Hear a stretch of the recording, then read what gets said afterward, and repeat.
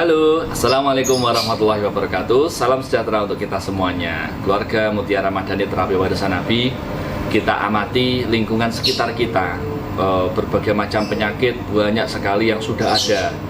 Dan bahkan misalnya hari ini kita lihat ada hipertensi, ada jantung bocor, ada jantung bengkak, ada diabetes, ada gagal ginjal, ada penyakit MAH gitu ya, ada vertigo, migrain gitu ya. Dan ada penyakit-penyakit yang lainnya seperti tumor, kanker, liver, hepatitis. Bahkan yang terdekat kemarin itu adalah kasus COVID gitu ya. Yang itu semua post-COVID atau pasca kejadian COVID itu pun juga menimbulkan bekas di dalam tubuh kita. Ini menjadi renungan kita bersama bahwa pemirsa keluarga Mutiara Madani Terapi Warisan Nabi, bahwa tubuh ini bersifat sistem. Ketika ada satu keluhan tidak segera diatasi, maka muncul yang namanya penyakit. Ketika penyakit tidak segera diatasi, maka muncul namanya atau mengundang penyakit yang lainnya. Sehingga terjadi yang namanya sebuah komplikasi penyakit. Kalau sudah terjadi komplikasi penyakit, maka energi untuk penyembuhannya itu terlalu besar. Belum lagi misalnya ditambah sudah berapa lama ini sakitnya berlangsung. Apakah baru seminggu, sebulan, setahun, 2 tahun, 3 tahun, 5 tahun, 10 tahun. Durasi lamanya penyakitnya ini itu juga berpengaruh pada tingkat kekronisannya seberapa parah di dalam tubuh. Nah, ini menjadi menarik gitu ya. Contoh misalnya hipertensi, diabetes. Itu contoh yang ringan saja, yang umum terjadi di masyarakat. Coba ditanya keluarga kita, tetangga kita, teman-teman kita yang mengalami hipertensi dan diabetes.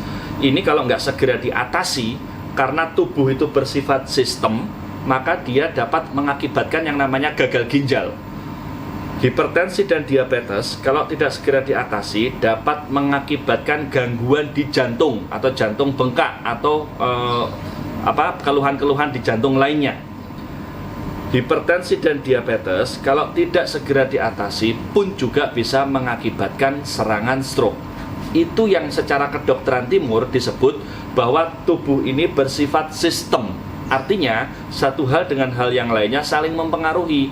Kalau ini ada keluhan nggak segera diatasi, kalau ini ada serangan atau ada kelemahan nggak segera diatasi, menyebabkan kelemahan di sisi yang lainnya. Nah, tensi yang cenderung tinggi, yang dimana kalau saya membahasakan meletup-letup gitu ya.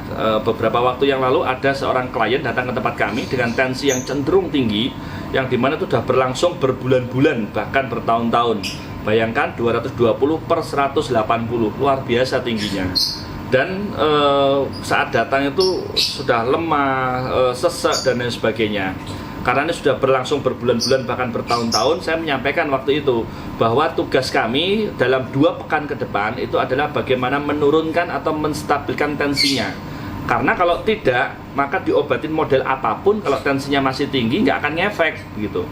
Nah, seperti saya analogikan, misalnya ada ledakan di kilang minyak gitu ya, yang dimana ledakan di kilang minyak berbeda dengan kebakaran di sebuah gedung misalnya. Kalau kebakaran sebuah gedung tidak ada gas di situ, maka dia hanya membakar. Tetapi kalau ledakan di kilang minyak, selain dia membakar, maka timbul suara ledakan. Dar, dar, dar. Nah, efek ledakannya ini kalau nggak segera diatasi, kalau di dalam analogi hipertensi atau tensi yang cenderung tinggi terus-menerus ini, ledakannya ini bisa mengganggu organ ginjal, bisa mengganggu organ jantung, bisa mengganggu organ yang lain-lain. Nah, itu yang sering kami edukasikan ke setiap klien yang datang ke tempat kami, bahwa tubuh ini bersifat sistem. Oleh sebab itu, maka pembenahannya pun juga bersifat sistem. 3 hal yang kita lakukan, sisi rohani psikologi, sisi nutrisi, dan sisi fisik. Kalau ada pertanyaan mana yang paling penting dari 3 sisi ini, maka jawabannya 3-tiganya penting. Tidak bisa kita mengatakan ini lebih penting dari ini lebih penting dari ini lebih penting dari ini. Tidak bisa, semuanya penting.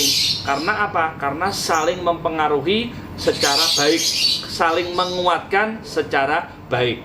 Dengan pendekatan sisi rohani psikologi, terapi NLP, terapi ruqyah psikis syariah, sisi nutrisi dengan pendekatan terapi nutrisi yang kita berikan, dan juga kita tata ulang macam-macam terapi nutrisi yang digunakan di rumah. Dan kemudian sisi fisik, nanti ada beberapa teknik terapi yang kami lakukan agar supaya apa yang dilakukan di rumah dengan tahapan terapi nutrisinya, apa yang dilakukan secara sisi rohani psikologinya, tubuh dapat menerima dengan baik. Kalau sudah tubuh dapat menerima dengan baik, maka percepatan kesembuhannya, apapun sakitnya, apakah itu gagal ginjal, jantung bocor, vertigo, migrain, strokan, tumor, diabetes, hipertensi, batu ginjal, batu empedu, miom, kista, dan keputihan, maka insya Allah percepatannya sangat cepat dan segera sembuh seperti sedia kala. Baik, begitu, semoga ini menjadi pencerahan bagi kita semuanya. Wassalamualaikum warahmatullahi wabarakatuh.